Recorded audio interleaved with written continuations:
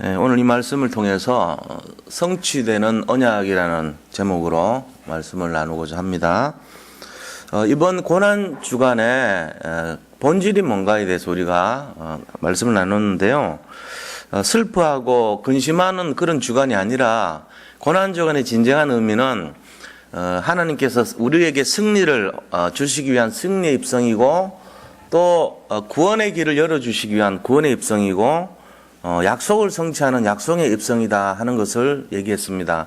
그래서 진정한 고난의 본질을 잡아야 되기 때문에 예수님께서 우리에게 말씀하신 것은 너희가 슬퍼하지 말고 오히려 기뻐하고 기뻐하라 그렇게 말씀하시고 또 기도하라 그렇게 말씀하셨습니다. 고난 주간에 우리가 해야 될 일이 기뻐해야 될 일이에요. 기뻐하고 또 이 주님에게 기도하는 그 주간이란 말이에요. 그러니까 이거를 우리가 잘 생각을 해보세요. 왜 그런가? 사람들이 지금 이제 우리 오늘 이제 성금요일이라 그래서 오늘 아침에 예수님이 이 비아 돌로로사 그 14코스를 거치고 갈보리산에 십자가에 매달리셔가지고 아침 9시에 매달리셨거든요. 아침 9시에. 성경에는 제3시에 이래 돼 있어요. 6을 더 해야 돼요. 이스라엘 시간은. 제3시에 십자가에 매달리시고 제6시에 기절하시고 그 다음에 제9시에 돌아가셨더라 이래 돼 있어요. 그럼 전부 더 해보세요. 6을. 그게 뭔 말인지 제 말이 알죠. 그러니까 아침 9시에 매달리시고 낮 12시에 기절하시고 오후 3시에 돌아가신 거예요. 오늘 하루 종일 이 6시간 동안. 그렇게 하셔가지고 아리마다 요셉의 무덤에 지금 옮겨주신 상태예요. 그때 이 향품을 가지고 온 사람이 몰약과 거기에 이렇게 이 시신을 수습하는데 필요한 그런 물건들을 가지고 온 사람이 니고데모라 하는 유대인의 간원이죠. 그 사람 와가지고 그것도 거들어 줬잖아요. 그러니까 우리가 이 실제적인 현장 속에 지금 예수님 돌아가셨을 때가 33살이죠. 그러면 금년 2016년 빼기 예를 들면 33 하면은 1900 몇 년 전이지. 그때 예수님이 돌아가신 거예요. 그 현장에 지금 우리가 지금 그대로 시간표 따라서 느끼고 있는 거예요. 그렇잖아요? 그러니까는 우리 자신들이 지금 오늘 이제 거룩하니까 슬퍼해야 되고 막 이래 배웠단 말이에요. 그게 아니라니까. 그럼 우리가 뭐 해야 됩니까? 영적인 해석을 제대로 해야 돼요. 그냥 막연하게 믿고 이러면 안 돼요. 분위기 따라 믿고 여론 따라 믿고 군중 심리로 믿고 남이 하니까 따라하고 이런 수준 되면 안 돼요.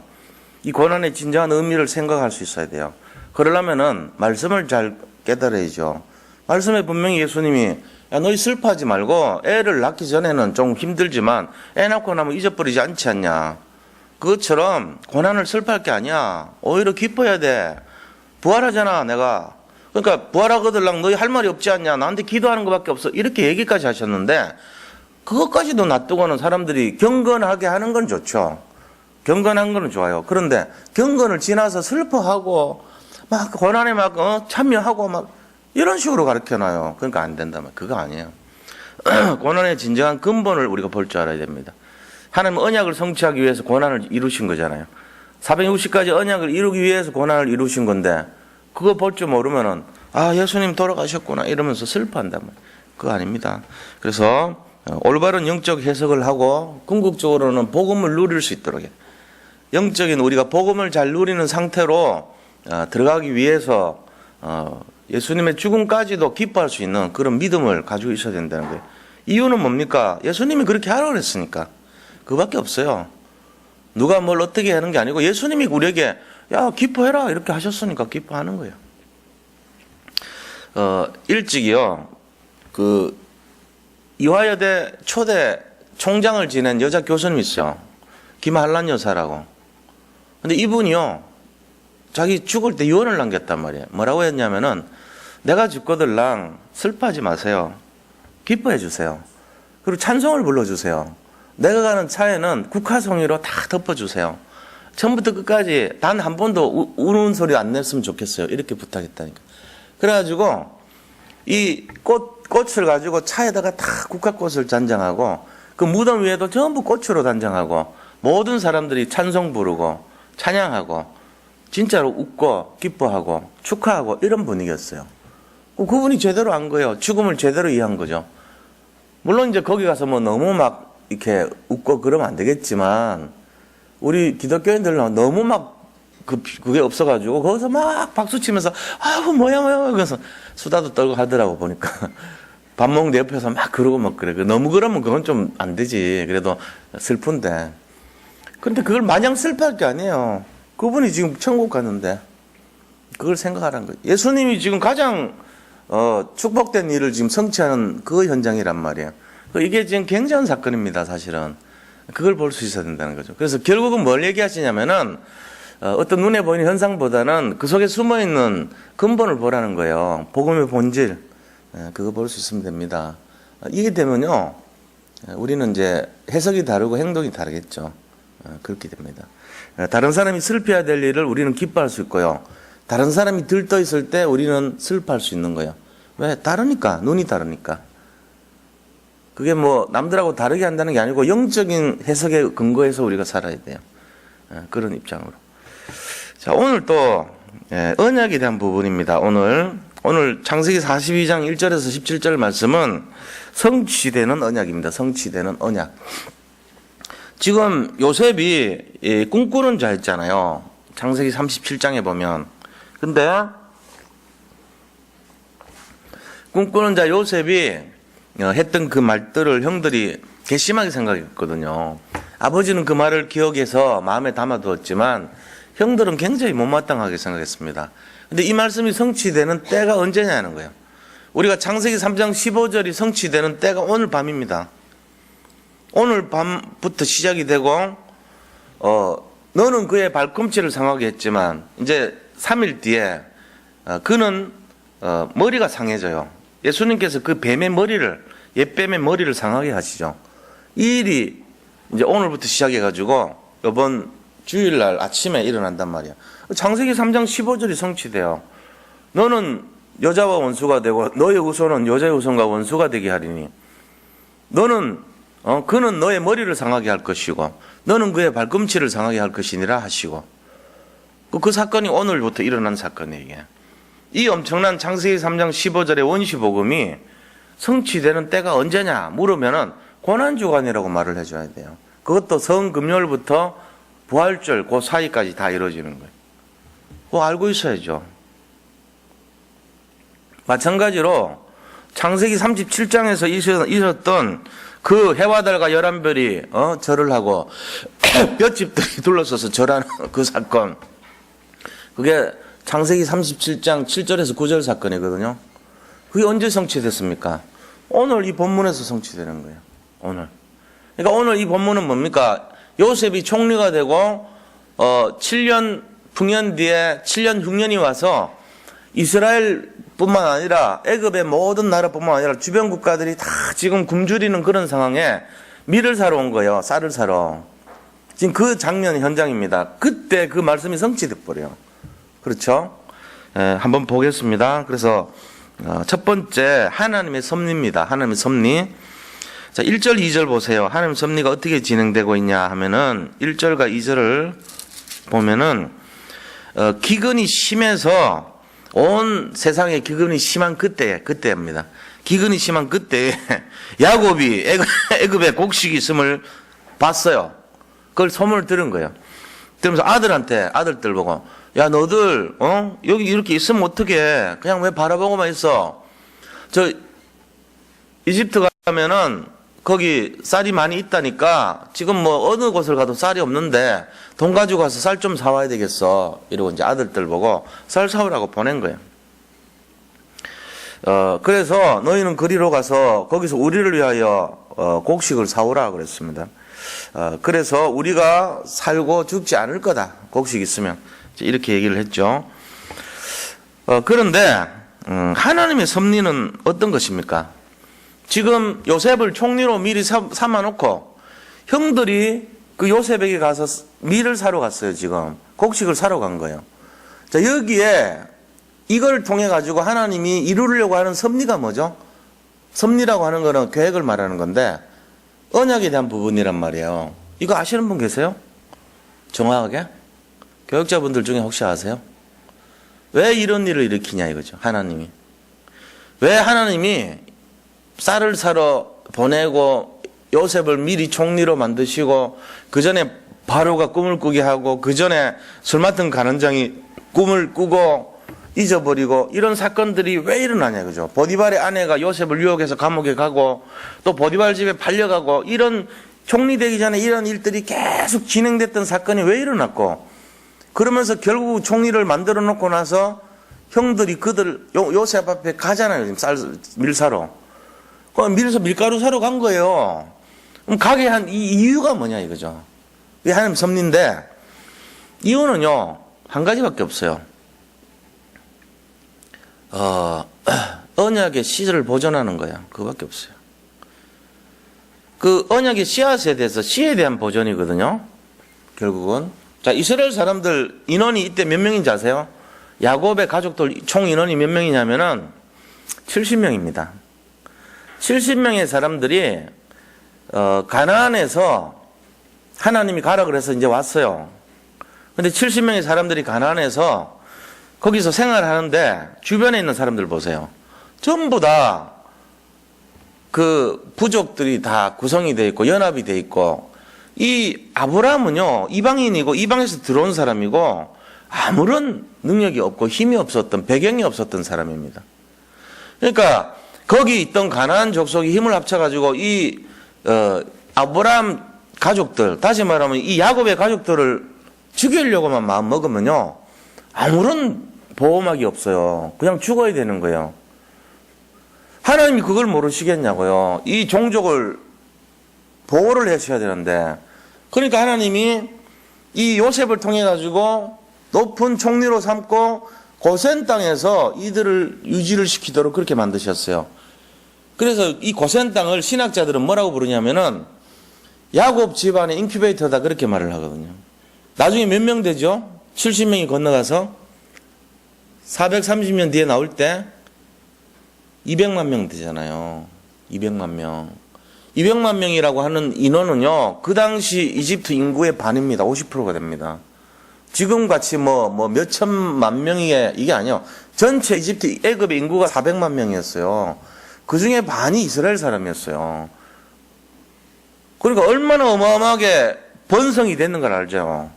하나님이 그 70명을 가지고 고센 땅이라는 비옥한 땅에 지금도 고센 땅에는요 비료를 안 써요. 농사 지을 때. 왜냐하면 거기가 델타 지역이거든요. 삼각지. 삼각주라서 큰 물이 한 번씩 옵니다. 여름에 이제 범람마 할 때 큰 물이 한 번씩 지나가면은 저 위에서부터 비옥한 흙들이 다 내려와가지고 거기 쌓여요. 그러고는 다시 가버리는 거예요. 물은. 흙은 남고 물은 가는데 그 흙이요 굉장히 비료 같은 흙이에요. 그래가지고 고센 땅에는 씨만 뿌려요. 아무런 비료를 안 줘요. 지금도 그렇다니까요. 전 세계에서 비료 안 주고 농사 짓는 데가 델타 지역이 그렇습니다.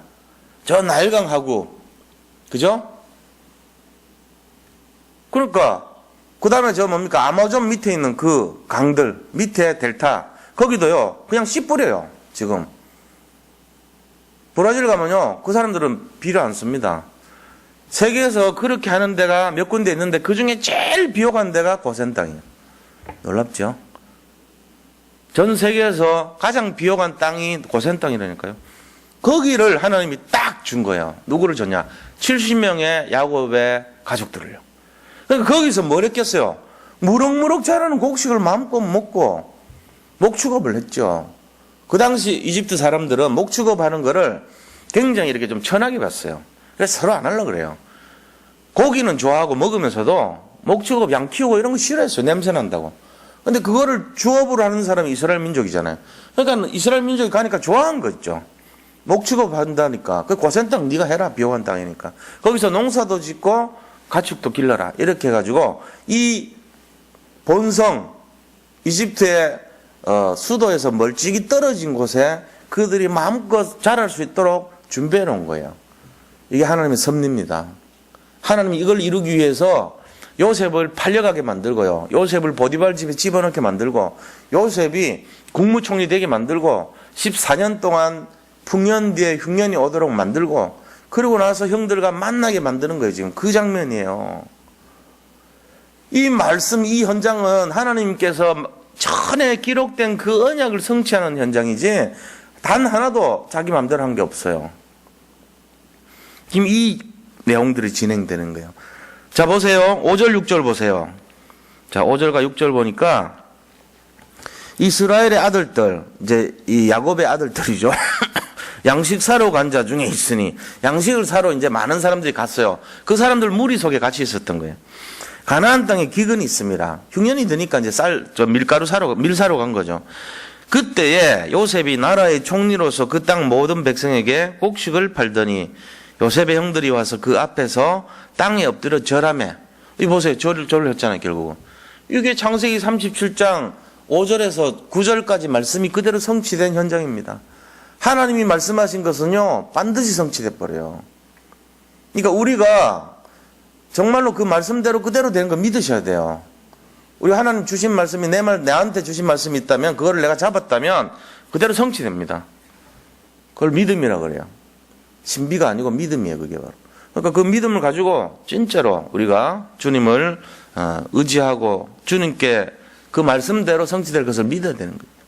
그래서 자, 우리가 볼 때, 내가 볼 때는 아무것도 계산이 안 나오는 상황이 있죠.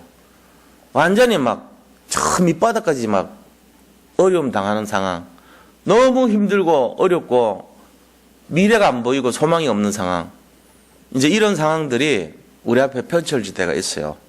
사람 살아가는데 주로 그런 게 많이 있단 말이에요. 그러니까 너무 고민되고 염려되고 어떻게 해야 될지도 모르겠고, 나는 부족하고 능력도 없는데 이 일을 어떻게 감당해야 될지도 모르겠고, 그게 불신앙입니다. 그게 불신앙이에요. 그때 그 상황이 불신앙이에요. 하나님을 믿으면은 그렇게 하면 안 돼요.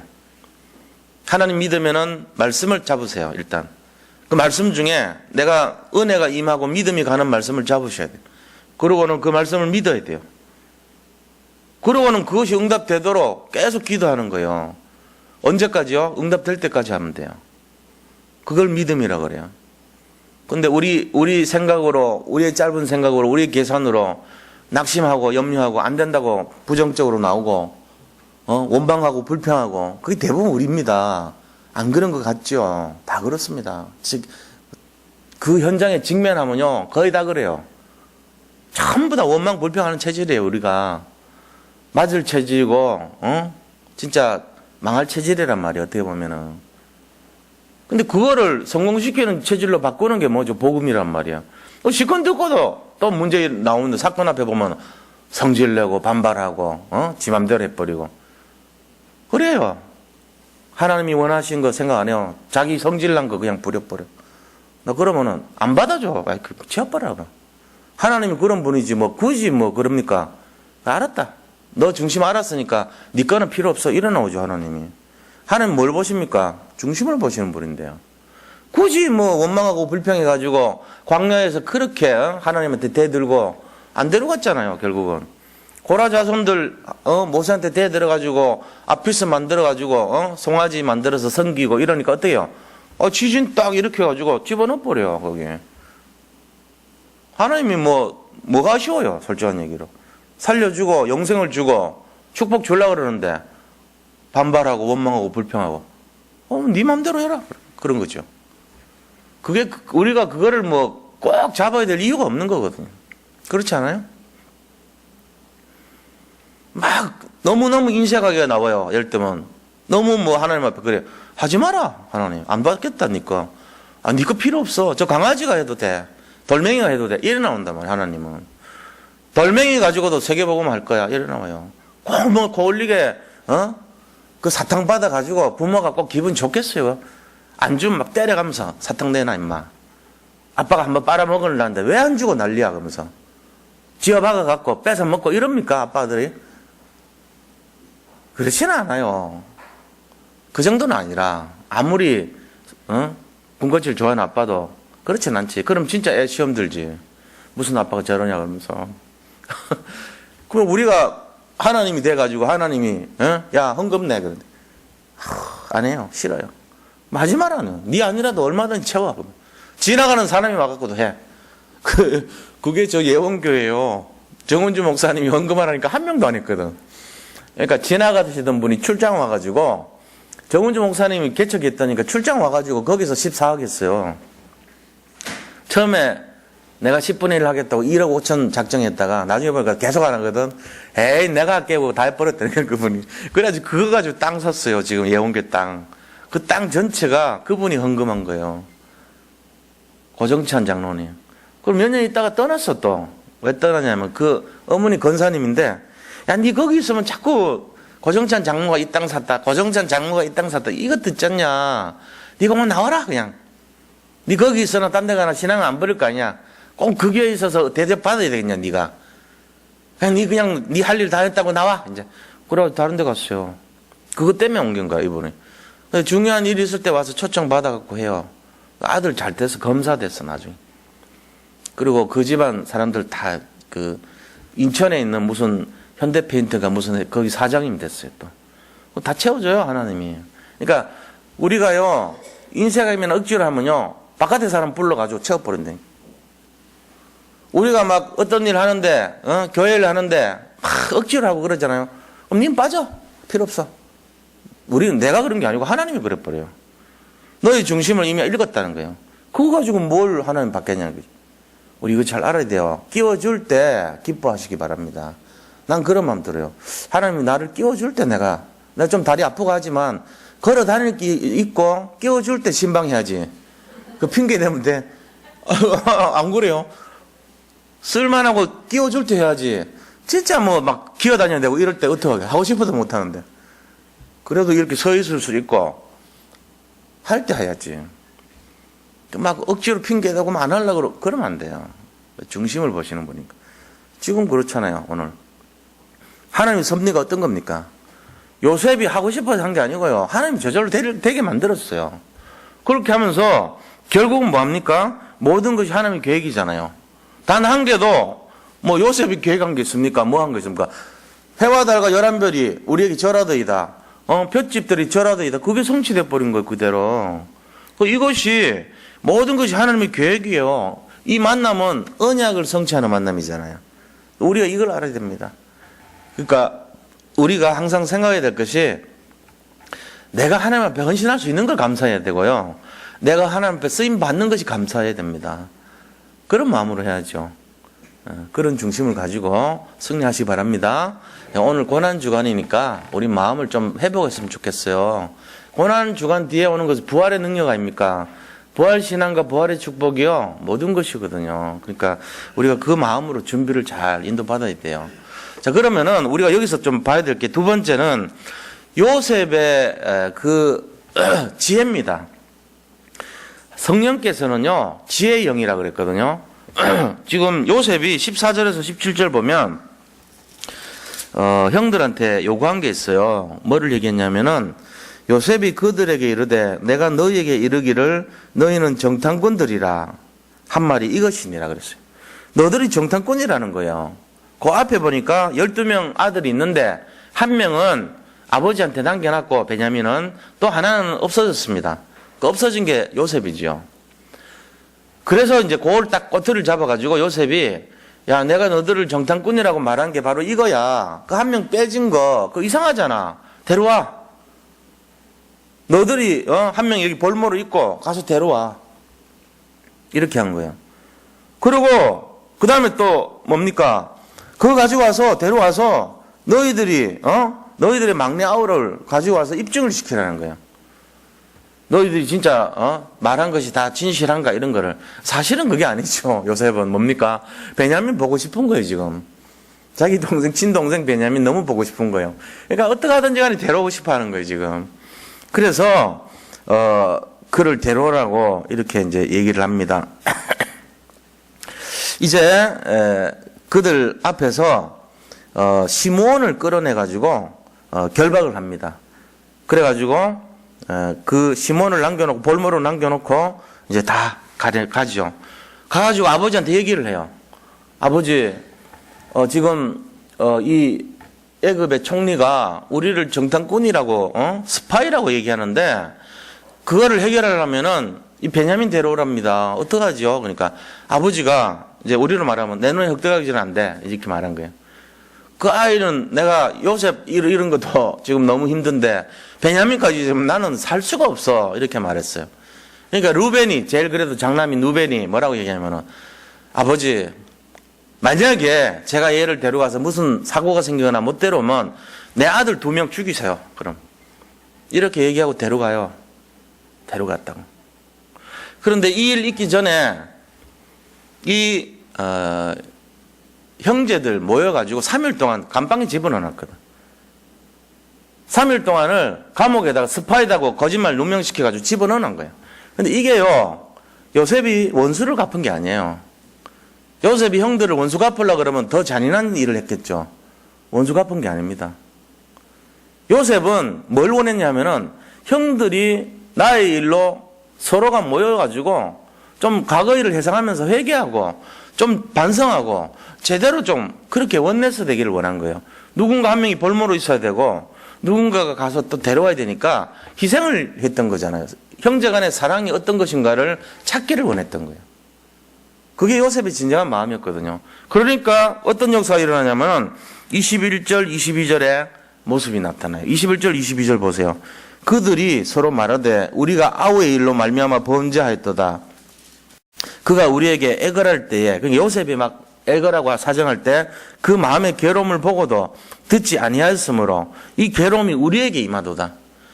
그 요셉 팔아먹었을 때 그 요셉이 매달린 그거 무시한 거, 그거 우리가 지금 당하는 거야. 이러면서 22절에 루벤이 그들에게 대답하여 이르되 내가 너에게 그 아이에 대해 죄를 짓지 말라고 하지 않았냐. 그때 루벤이 어디 갔죠? 볼일보러 화장실 갔든지 가면서 뭐라 그랬습니까? 요셉 죽이지 말라고 말하고 갔어요. 특별히. 근데 유다가요 팔아먹은 거예요. 그 사이에. 루벤은 살려주려고 했는데 자기가 주제넘게 나서가지고 형도 아닌데 우리가 요셉 죽이는 것보다는 팔자 이래가지고 은 20냥에 저 말하자면은 이라크의 대상들한테 팔아먹은 거예요. 이라크에서 이 이집트까지 비단길로 실크로드를 따라서 장사하는 사람들이 왔다 갔다 하거든요. 그 사람들한테 은 20냥 받고 요셉 데려가려고 팔았단 말이에요. 근데 이게 하나님 계획이죠. 알고 보니까. 유다의 행동이 하나님의 계획 속에 진행됐던 거예요. 그런데 뭐라 그럽니까? 내가 너에게 그 아이에 대해 죄를 짓지 말라고 하지 않았더냐. 그래도 너희가 듣지 아니하였느니라. 그러므로 그 핏값을 지금 치르게 되었지 않냐. 이렇게 말합니다. 이게 이제 원망이 아니고 회개하는 거예요. 우리가 그때 요셉을 그렇게 하면 안 됐는데 말이지. 잘못했다고 생각하는 거예요. 서로가. 그러면서 서로가 그 부분에 대해서 마음을 이렇게 뉘우치고 이런 모습이 감옥으로 들어가는 그동안에 일어났던 신경의 변화였습니다. 요셉의 지혜란 말이 이게. 요셉이 사람을 원망하지 않았다는 증거가 뭔지 아세요? 형들을 원망하지 않은 증거가 있어요. 한 번도 그런 저건 안 했지만 막 원수 갖고 이런 걸 안 했거든요. 요셉이. 근데 요셉이 직접 얘기했잖아요. 그죠? 45장에 뭐랬습니까? 당신들이 나를 팔았다고 근심하지 마소서 그랬죠. 염려하지 마소서. 이는 하나님께서 당신들 앞서 이스라엘을 보호하려고 나를 먼저 보낸 것입니다. 하나님이 하셨습니다. 이렇게 얘기하잖아요. 근데 그거를 이 요셉은 평상시에 새기게 하기 위해서요. 자기 아들 이름에다 그걸 새겨놨어요. 아들 이름을 뭐라고 지은지 아세요? 망각이라고 지었어요. 망각. 저 사람이 한 짓을 내가 기억하지 않겠다는 거예요. 과거의 그 형들의 잘못을 내가 기억지 않겠다고 망각이라고 지어서 망각이. 그걸 히브리 말로 므낫세요. 그게 바로. 므낫세라는 뜻이 뭐냐면은 에브라임하고 므낫세 2명을 낳았거든요. 큰 아이가 므낫세란 말이에요. 므낫세 뜻은 하나님께서는 나의 모든 고난과 아비의 모든 집안일을 다 잊어버리게 하셨다. 이런 뜻이에요. 하나님께서 내 모든 고난과 내 가정에 일어났던 그 아픔을 다 잊어버리시게 하셨다. 이 뜻이 므낫세요. 기억을 지워버렸다는 뜻이에요. 망각이란 말이에요. 그러니까 요셉은요, 자기의 과거 그 쓰라린 아픔, 상처, 형들이 자기를 배신하고 팔아먹었던 거, 쫓겨났던 거, 이거를 기억하지도 싫었어요. 그래가지고 자기 맏아들 이름을요, 아예 기억하지도 않는다는 이름을 딱 지어놔버려요. 그게 므낫세입니다.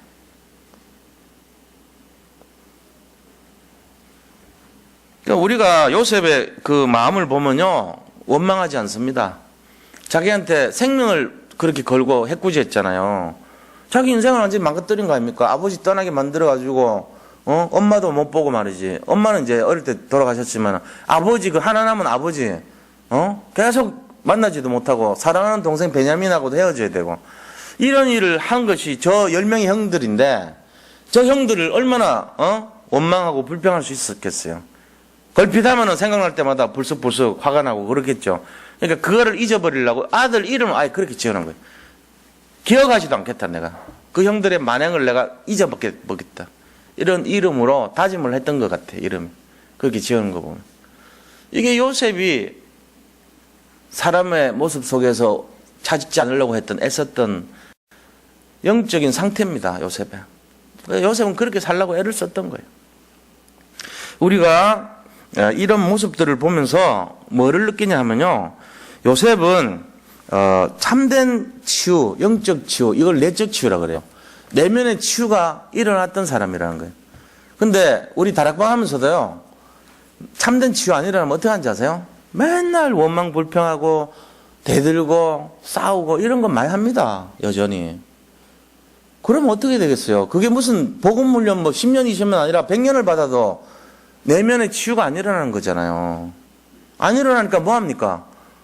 자기 힘들고 어려우면 그냥 대들고 팽개치지 뭐. 그걸 불쑥불쑥 나오는 거예요. 어디에서 나와요? 이 속에 잠재되어 있던 불신앙, 불순종의 씨앗에서 나오는 거예요. 그게 DNA에서. 그 체질이란 말이에요. 그게 각인이고. 우리 그런 사람 쓸 수가 없어요. 그러면 하지 마라 뭐. 안 해도 된다. 헌신 안 해도 돼. 뭐 필요 없어. 그래 놀아. 실컷 놀아. 오지도 마. 이러고 싶지, 하나님이. 써줄 때 기뻐해야 돼요. 써줄 때. 무지하게 밤을 새서 고달퍼도요, 써줄 때 감사해야 되지. 그거 아닙니까? 하나님이 어떤 분이신데 감히 우리를 사용할 때 기뻐하는 거지. 저는 그런 마음 들더라고요. 하나님께서 우리를 보고 기뻐할 때 그 교만하지 말고 그거를 바라봐야 되는 거예요. 제가 그 구리에서 이제 지금 사역을 이렇게 한 3주째 하고, 저번에 첫 번째 만난 것까지 한 4주째 만나는데, 이제 거기 있는 분들이 이렇게 잘 모르잖아요, 다락방 그 복음에 대해서. 귀하다고 볼 수 있지. 왜냐면은 자기들은 잘 듣기는 들었지만 우리 다락방의 복음 정신을 갖고 제가 이렇게 설명을 해주니까 그걸 이렇게 구슬을 깨준단 말이에요. 제가 성경 전체에서 다락방에 말하는 복음 정신이 어떤 건가를 이렇게 할 때마다 4번을 지금 했단 말이에요. 꿰가지고 딱 한 번 하고 2번 하고 3번 하고 4번을 이제 같은 본문 안 해요. 계속 다르지만은 전체를 갖고 이렇게 깨주는 거예요. 이번 주는 이제 전도에 대해서 예수님이 이 땅에 오신 이유가 뭐냐는 거를 중심으로 성경 귀절이 한 60개 있어요. 다는 못하고 시간이 모자라니까. 30개만 제가 찾아가지고 전부 답을 주고 꿰어. 왜 오셨냐? 하나님 뜻이 뭐냐? 그럼 우리가 어떻게 해야 되겠냐?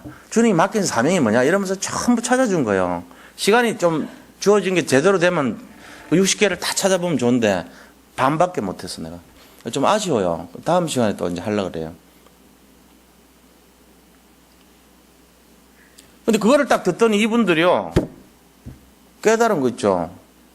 포럼한 걸 저한테 문자로 나중에 보내왔는데, 자기가 자기 힘을 너무 많이 썼다는 거예요. 깨닫더라고. 자기를 다 내려놔야 되겠다는 거예요. 그리고 진짜 그리스도의 능력과 힘을 가지고 내가 오직 전도해야 되겠다고. 평상시에도 전도하는데 그런 뜨거운 마음을 가지고 이렇게 하는 걸 봤어요. 근데 이제 너무 좀 흥분 상태일 수 있거든요. 저는 이제 일부러 그러면요, 물러선 버립니다. 반응 안 해줍니다. 딱 그렇게 하면은 제풀에 좀 가라앉게 가만 놔둬 버려요. 장단 맞춰주면요, 그 완전히 막 불 붙어가지고 난리 나거든. 그 자기가 하는 거거든, 그게. 그래 하면 안 돼요. 다 힘 빠질 때까지 기다려요. 그래가지고 아무렇지도 않은데 들어도 모른 척 해버립니다. 그러면 이제 지풀에 기운 다 빼고 나서 하나님 능력으로 할 때 인정해주고, 그러면 이제 이분이 제대로 가는 거예요. 다락방은 그런 거죠. 다락방은요, 우리가 말씀만 전해주는 게 아니고요, 그분의 전체를 다 쓸어줄 줄 알아야 돼요, 사실은. 그러니까 내 삶을 전달해 줘야 되는 거예요. 너무 들떠 있으면 가라앉혀 주고요. 너무 가라앉아 있으면 좀 띄워주고 이런 거 할 줄 알아야 돼요. 그 부분은 지금 딱 보니까 내가 마음이 4번 찾아가는데 신방 끝나고 가면 좀 피곤하잖아요, 사실. 근데 요번은 어떻게 된지 쉴 틈이 없었어. 그냥 여기 와갖고 한 10분 있다가 바로 갔거든요. 그러니까 뭐 준비하고 자식은 없어요. 그냥 가서 그냥 바로 앉으니까 또 바로 오더라고 다. 그래가지고 여기저기 막 돌아갔는데 바로 시작을 했단 말이야. 근데 제 이 마음에요 하나도 피곤한 게 없었어요. 이유가 뭔지 아세요? 아, 이분이 복음을 사랑하고 정말로 제자의 중심을 가지고 전도하려는 사람이니까 그거 하나 바라보는 거예요. 제가 보니까 진짜 피곤하지가 않더라고. 언제 피곤하냐? 다 마치고 집에 와가지고 누웠는데 바로 잤어.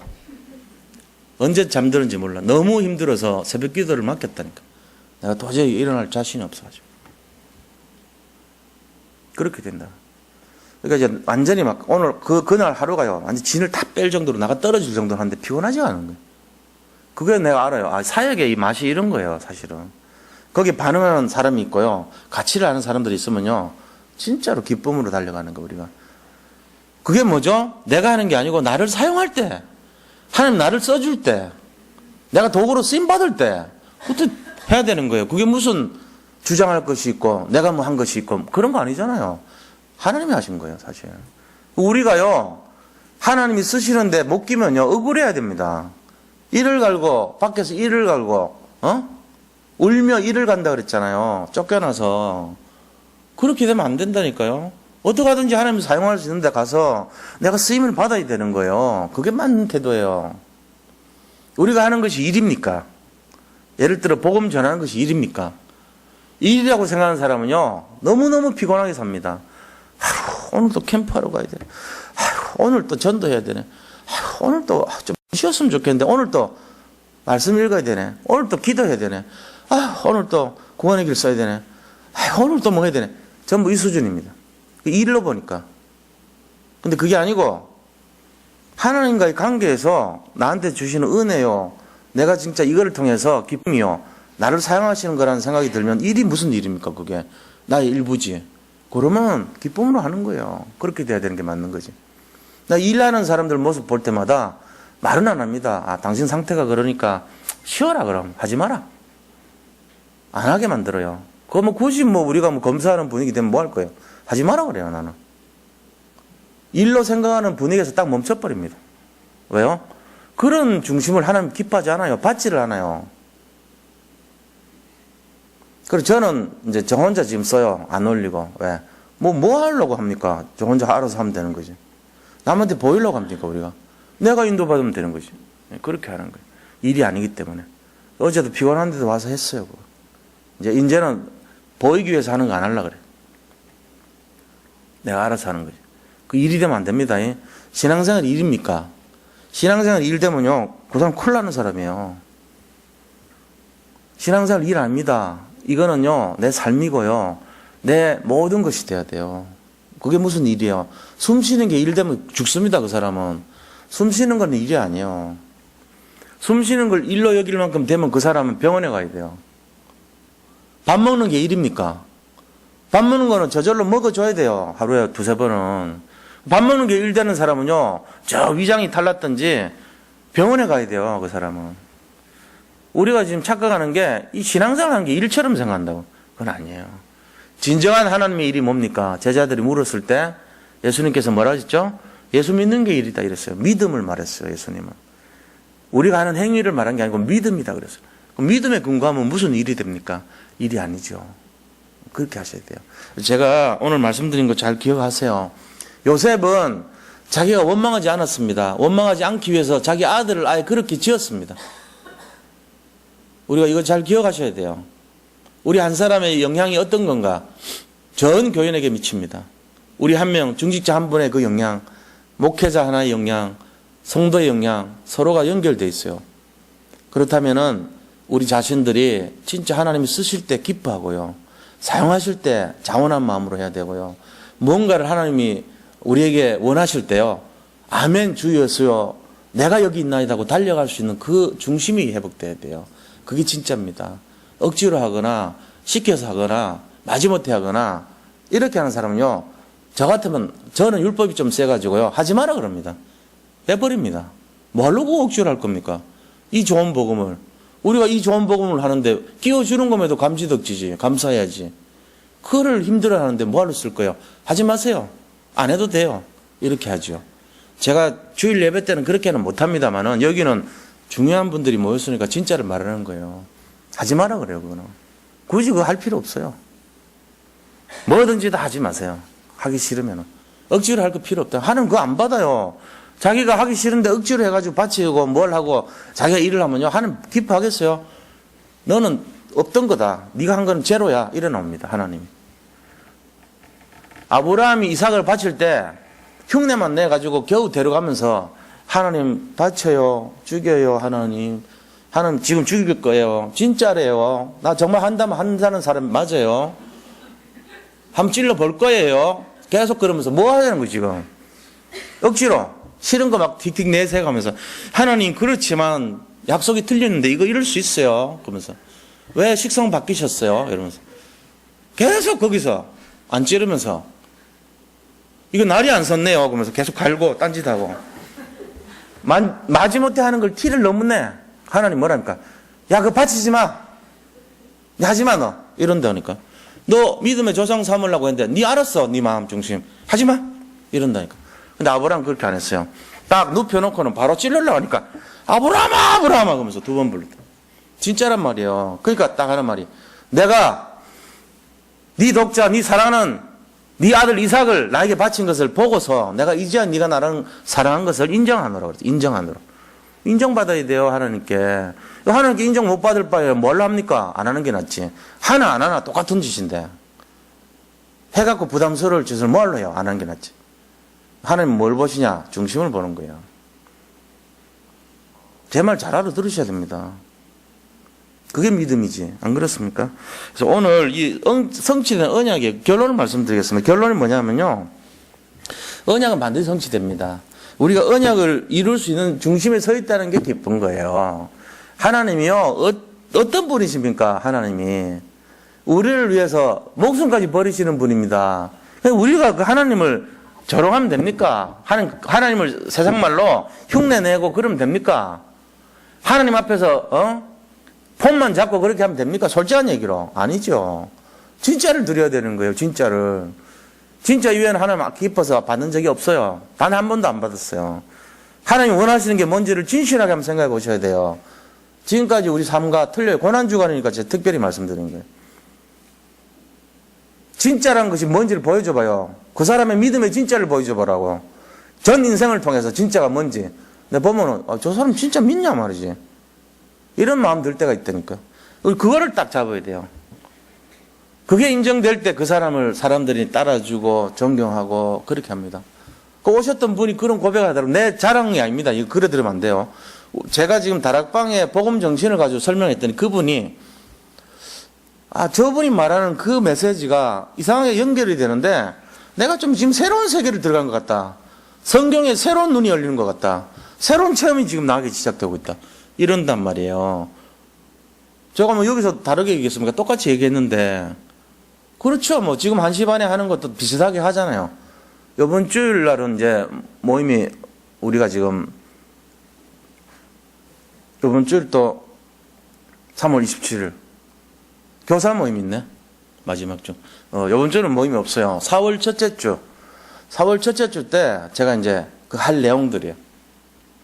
그 이제 오시면 그런 기분을 느낄 거예요. 지금까지와는 좀 다른 어떤 거죠. 그래서 이제 이거를 우리가 지금 한 8주 하려고 했는데 8주 갖고 모자라 해보니까 3달은 해야 되겠어. 한 12주 딱 하고 그거를 쫙 정리를 하면은 거의 외우다시피 하셔야 돼요. 제가 외우려고 애쓴 게 아니에요. 근데 전도에 대한 거 60개, 그리스도에 대한 거 60개. 제가 이렇게 쭉 하면서 해주는 거 다 기록하고 이렇게 구슬 깨듯이 그런 걸 다 기억하셔야 돼요. 그러면은 눈 열립니다. 성경 전체가. 제가 그냥 이렇게 성경을 외우라고 한 적 없어요. 성경이 왜 그렇게 되는지를 질문해가면서 끼워가지고 맞추는 거예요. 그래서 결론이 스스로 나게끔 그런 방식으로 하는 거지. 그래서 우리는 뭐 해야 되냐면은 쓰임을 받아야 돼요. 하나님께 쓰임 받을 수 있도록 합격해야 됩니다. 뭐에 합격해야 됩니까? 말씀의 사람이다. 저 사람은 기도의 사람이다. 저 사람은 전도의 사람이다. 요셉이 그랬어요. 요셉이 하나님 앞에서 요셉은 말씀의 사람이에요. 해와 달과 11별이 볕잠들이 그걸 잡았어요. 언약의 사람.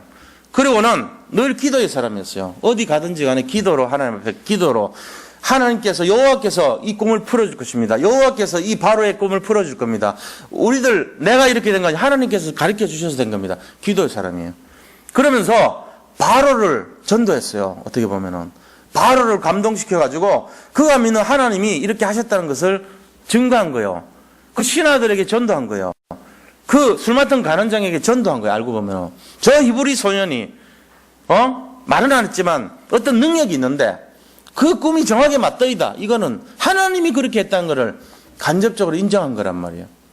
그거를 모든 사람들이 듣고 인정해주고 너처럼 지혜 있는 사람이 어디 있느냐. 네가 그냥 총리해라. 이렇게 나온 거예요. 그게 전도의 결과거든요. 전도의 결과는요. 그를 한없이 높여버립니다. 자기가 높이려고 애를 쓰는 게 아니에요. 하나님이 그렇게 해주시는 거예요. 이게 요셉이 쓰임받았던 이유입니다. 뭔지 아세요? 하나님께 기도를 합격받았고 말씀을 합격받았고 전도를 합격받았던 인생이에요. 그러니까 쓰임받은 거예요. 그게 우리가 그래야 될 줄로 믿습니다. 우리 인생을 볼 때 저 사람 보면 은혜가 안 돼. 저 사람은 뭔지 모르게 좀 불편해. 저 사람 인생을 보면 뭔가 이중적인 것 같고 앞에서는 살살거리지만 뒤로 가면 원망 불평이 나고 툴툴거리긴 하고 지 성질대로 살고 저거는 기본도 안 된 놈이고 저거는 복음도 모르는 것 같고 이런 느낌 팍 들면 누가 은혜를 받아요? 말은 거기서 아래 들어주는 척하지만은 은혜 안 받습니다. 가면 갈수록 그 영적인 영향이 파장이요 사람들에게 다 미쳐가지고 자기가 맡고 있는 모든 거를요 무너뜨리고 있는 그 짓을 하고 있습니다. 내가 항상 보는 것이 어디를 보냐? 이 사람 합격받은 사람 맞냐 아니냐? 그거 보고 있는 거예요. 사실은 사람을 쓰고 세울 때요 하나님 앞에 합격받았다면 무조건 쓰면 돼요. 세우면 되게 돼 있어요. 무슨 일을 하든지 관계없어요. 그 사람은 어떤 형태로 하든지 맡겨놓으면 다 합니다. 볼 것 없습니다. 그거는. 근데요 아까 얘기한 그런 사람은요 맡기면 안 돼요. 맡길수록 큰일 나요. 그거는 먼저 근본을 회복할 수 있도록 도와주는 게 먼저예요. 좀 깨닫도록. 그 다음에 쓰는 거죠. 그렇잖아요. 제가 자신이 이걸 하려고 지금 합니다. 저 너무 부족한 사람이에요. 그런 면에서. 그러니까 이제 그 부분에 대해서 복음으로 어떻게 하든지 우리가 인도받아 보려고. 여기서 목사지만 가르치려고 하는 게 아니고 저도 갱신해야 되고 저도 그렇게 하나님께 합격해야 되는 사람으로 당당히 그걸 주장해야 되는 거예요. 그래야지 하나님이 우리 교회를 쓰실 거 아닙니까? 그렇게 될 거 아닙니까? 우리 여기 계신 성도님들이 그런 분들이 다 되시기를 축복드립니다. 요셉이 합격받았던 그 합격을 받으셔야 돼요. 원망과 불평이라 하고 원수나 갖고 너 보디발 일로 와봐. 보디발 부인 일로 와봐. 너 나한테 옛날에 그랬지. 모함했지. 너희들 한번 욕 보일 거야 내가. 너 기다리고 있어. 그러면서 욕을 안 보여. 왜?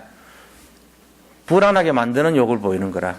언제 욕을 보이지? 언제 나를 부르지? 그거 기다려. 계속 한 달이고 두 달이고 불안하게 만드는.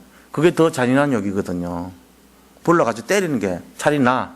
근데 때린다고 말해놓고는 안 때리는 게 무서운 거라 이게.